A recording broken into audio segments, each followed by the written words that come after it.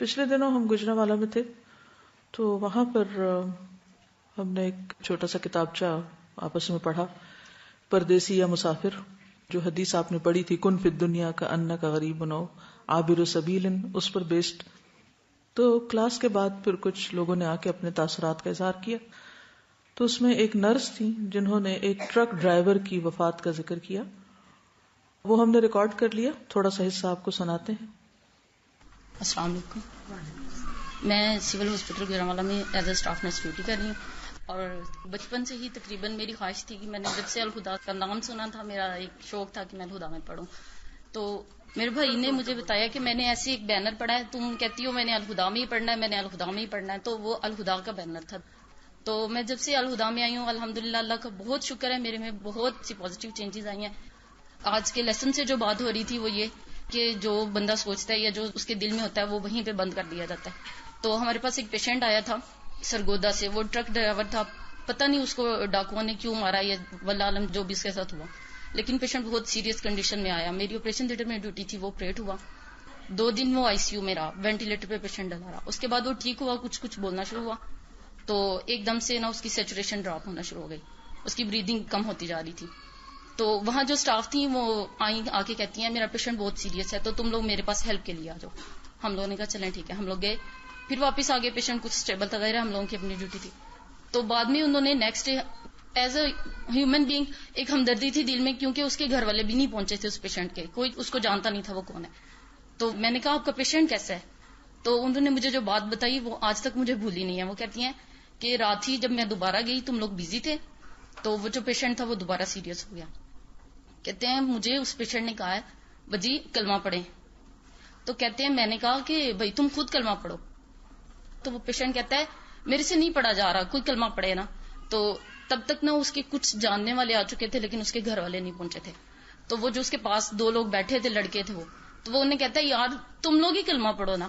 تو کہتے ہیں کہ وہ آگے سے کہتے ہیں کہ لوگ تو کلمہ تب پڑھتے ہیں جب کسی کی موت آ رہی ہوتی ہے، تو ہم کیوں تمہارے پاس کلمہ پڑھیں. یہ ایک میں سوچ کی بات کر رہی ہوں. اور اس انسان کی خواہش آج تک مجھے حیرت ہوتی ہے کہ وہ پتہ نہیں کیسا اللہ کا بندہ تھا. کہتے ہیں کہ اس نے کم از کم 10 دفعہ یہ خواہش کی ہے کہ کوئی بندہ کلمہ پڑھو، کوئی بندہ کلمہ پڑھو. اور کہتے ہیں کہ میرے دیکھتے دیکھتے 100 90 80 ایون 10 to 0 پہ اس کی سیچوریشن آ گئی. پیشنٹ ایکسپائر کر گیا، لیکن کسی نے اس کے پاس کلمہ نہیں پڑھا. اور کہتے ہیں کہ جب اس نے بار بار کہا کلمہ پڑھو کلمہ پڑھو، مجھے آ نہیں رہا، وہ یہ بھی کہتا رہا مجھے آ نہیں رہا، میرے سے پڑھا نہیں جا رہا. تو ایون ہم لوگ یہ خود دیکھتے ہیں کہ 40 50 تک سیچوریشن جانے کے بعد پیشنٹ بول نہیں سکتا.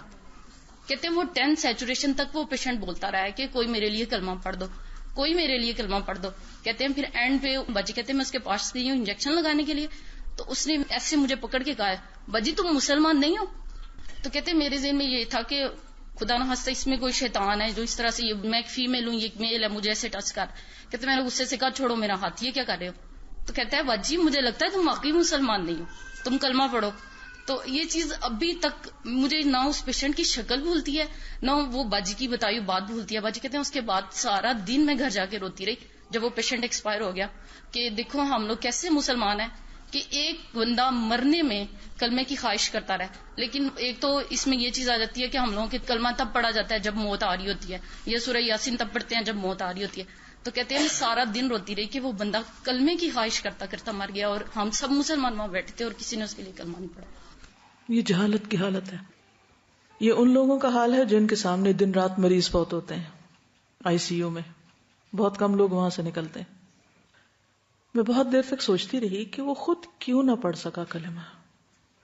وہ دوسروں کو کہتا رہا، وہ خود نہیں پڑھ سکا.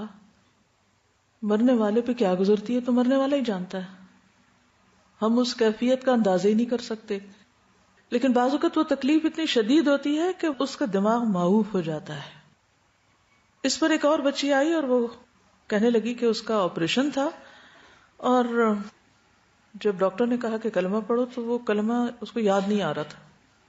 السلام علیکم. وعلیکم السلام. میرا لاسٹ ٹو لاسٹ ایئر ناک کا آپریشن تھا، اور میں آپریشن تھیٹر میں جانے سے پہلے یا حیو یا قیوم برحمتی کا استغیث پڑھتی گئی تھی.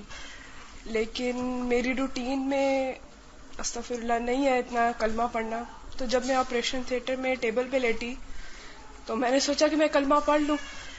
لیکن اس ٹائم دماغ اتنا معاف ہو گیا تھا کہ میرے ذہن میں کلمہ نہیں آ رہا تھا. اتنے یعنی کہ میری وینز غائب ہو گئی، میں سفید ہو گئی کہ جس طرح بندے کے حواس نہیں قائم رہتے، کہ مجھے اس بندے کے خیال آ رہا تھا کہ موت کی شاید ڈر کی وجہ سے، اس سختی کی وجہ سے اس کے ذہن سے کلمہ تک نکل گیا جو ہم پہلی چیز سیکھتے ہیں.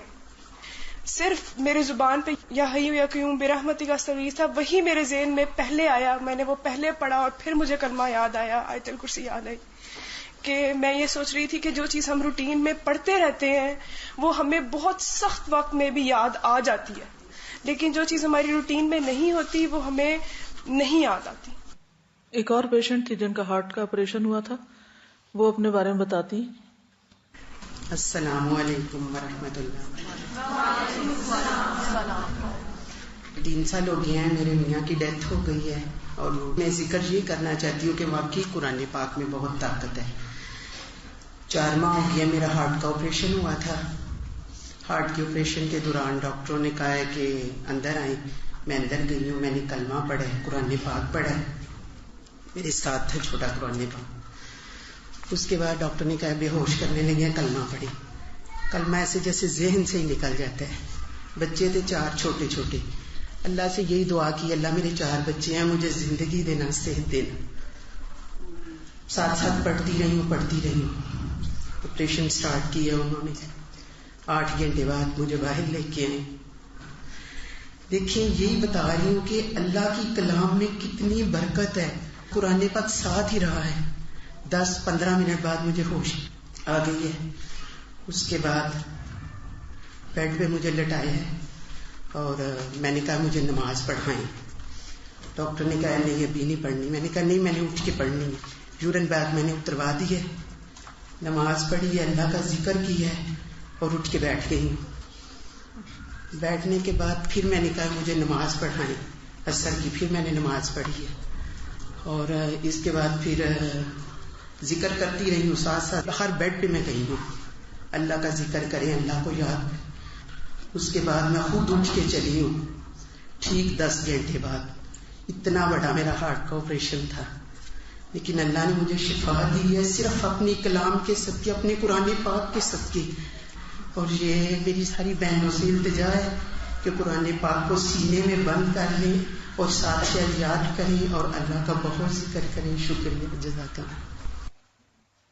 ایک کے بعد ایک شخص جو آ رہا تھا وہ اسی تجربے کا ذکر کر رہا تھا کہ عین اس وقت بدحواسی میں یا تکلیف میں یا خوف کے مارے کلمہ یاد نہیں آ رہا تھا. تو حسن خاتمہ سب سے بڑی خوش قسمتی ہے.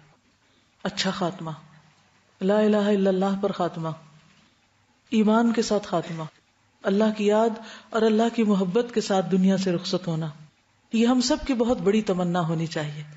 اور اس کے لیے ہمیں اپنے آپ کو تیار بھی کرنا چاہیے. جانے والے کے لیے بھی کلمہ پڑھنا اور خود اپنے لیے کلمہ پڑھنے کی عادت اور اس وقت پڑھنے کی دعا کرنا، یہ بھی ہماری دعاؤں کا ایک حصہ ہونا چاہیے.